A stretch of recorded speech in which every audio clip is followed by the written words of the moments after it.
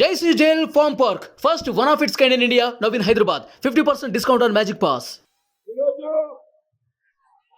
ప్రజాగలం కార్యక్రమంలో భాగంగా తనకు విచ్చేసినటువంటి మాజీ ముఖ్యమంత్రి తెలుగుదేశం పార్టీ జాతీయ అధ్యక్షులు ఆంధ్రప్రదేశ్ రాష్ట్రాన్ని అభివృద్ధి పదంలో నడిపించినటువంటి వ్యక్తి శ్రీ నారా చంద్రబాబు నాయుడు గారు, జనసేనాధిపతి పవన్ స్టార్ పవన్ కళ్యాణ్ గారు ఈరోజు తణుకు పట్టణం రావడం జరిగింది. మిత్రులారా,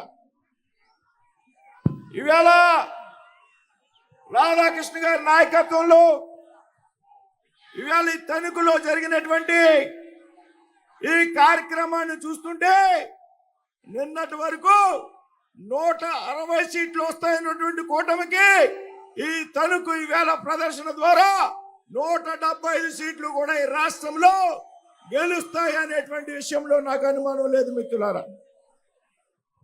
మిత్రులారా, క్లుప్తంగా మాట్లాడుతా అందరూ పెద్దలు చంద్రబాబు నాయుడు గారి ఉపన్యాసం కోసం, పవన్ కళ్యాణ్ గారి ఉపన్యాసం కోసం ఎదురు చూస్తున్నారు.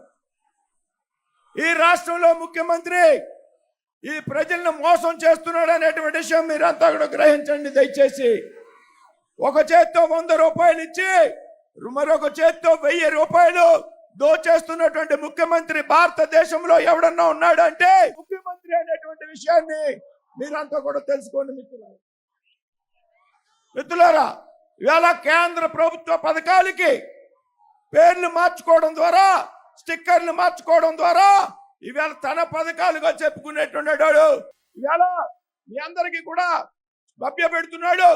ఈ ప్రభుత్వం మళ్ళీ అధికారంలోకి రాకపోతే ఈ సంక్షేమ పథకాలన్నీ రద్దవుతాయి అని చెప్తా ఉన్నాడు ఈ ముఖ్యమంత్రి.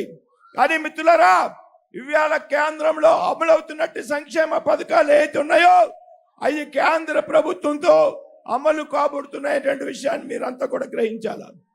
మిత్రులారా, తణుకు అభివృద్ధి విషయంలో నేషనల్ హైవేస్, చక్కటి ఫ్లైఓవర్స్ నిర్మించారు. తణుకులో తణుకు రైల్వే స్టేషన్ ని 40 కోట్ల రూపాయలతో అభివృద్ధి చేశారు. కాబట్టి ఈ విధంగా 3 పార్టీలు జతకట్టి నరేంద్ర మోడీ గారి నాయకత్వం, చంద్రబాబు నాయుడు గారి విజన్, పవన్ కళ్యాణ్ గారికి చరిష్మా, ఇవాళ ఈ జగన్మోహన్ రెడ్డి ఈ రాష్ట్రంలో ఎవరిదైతే పెట్టుకోకూడదో, ఎవరినైతే కెలుక్కోకూడదో ఆ పవన్ కళ్యాణ్ గారితో పెట్టుకున్నారు అనేటువంటి విషయం మీదకి ఎన్నికల అనంతరం ఈ ముఖ్యమంత్రికి జగన్ రెడ్డిని, శంకర్ గిన్ని మాన్యాలు పంపిస్తాం అనేటువంటి విషయంలో ఎటువంటి అనుమానం లేదు. మిత్రులారా, మరొకసారి విజ్ఞప్తి చేస్తున్నా, సమయం తక్కువ ఉంది. నేను పార్లమెంట్ అభ్యర్థిగా పోటీ చేస్తున్నా. 34 సంవత్సరాలుగా భారతీయ జనతా పార్టీలో కార్యకర్తగా పనిచేస్తూ ఉన్నా. అలాగే రాధాకృష్ణ గారు మిత్రులు అసెంబ్లీకి పోటీ చేస్తున్నారు. మీరు కమలం పువ్వుపై ఓటేయండి, సైకిల్ గుర్తుపై ఓటేయండి.